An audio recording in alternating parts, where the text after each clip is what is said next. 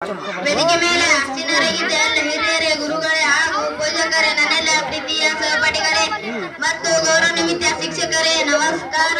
ಇಂದು ನಾವು ಭಾರತದ ಸಂವಿಧಾನ ಶಿಲ್ಪಿ, ಮಹಾನ್ ವಿಚಾರವಾದಿ ಮತ್ತು ಸಮಾಜ ಸುಧಾರ ಡಾಕ್ಟರ್ ಭೀಮರಾವ್ ರಾಮಜಿ ಅಂಬೇಡ್ಕರ್ ಇವರನ್ನು ನಾವು ನಮ್ಮ ಶಾಲೆಯಲ್ಲಿ ಜಿಲ್ಲಾ ಪರಿಷತ್ ಪ್ರಾಥಮಿಕ ಕನ್ನಡ ಶಾಲೆ ಭೀಮನಗರ ದುದಿನೆಯಲ್ಲಿ 15 ವರ್ಷ ಬಗ್ಗೆ ತಿಳಿದುಕೊಳ್ಳೋಣ. ಅಂಬೇಡ್ಕರ್ ಅವರ ಜೀವನ, ಹೋರಾಟ ಮತ್ತು ಆದರ್ಶಗಳನ್ನು ನಮಗೆಲ್ಲರಿಗೂ ಅಪರಿಚಿತವಾಗಿದೆ. ಅಂಬೇಡ್ಕರ್ ಅವರು 14 ಏಪ್ರಿಲ್ 1897ರಲ್ಲಿ ಮಧ್ಯಪ್ರದೇಶದ ಮೋಹರು ಎಂಬ ಸಣ್ಣ ಗ್ರಾಮದಲ್ಲಿ ಜನಿಸಿದರು. ದಲಿತ ಕುಟುಂಬದಲ್ಲಿ ಅವರು ಬಾಲ್ಯದಾಟೆ, ಅಸಮಾನತೆ ಮತ್ತು ಅಪಮಾನಗಳನ್ನು ಅನುಭವಿಸಬೇಕಾಯಿತು. ಕಠಿಣ ಪರಿಸ್ಥಿತಿಗಳನ್ನು ಎದುರಿಸಿಯಾದರೂ ಅವರು ಶಿಕ್ಷಣವೇ ಶಕ್ತಿ ಎಂದು ನಂಬಿದವರು.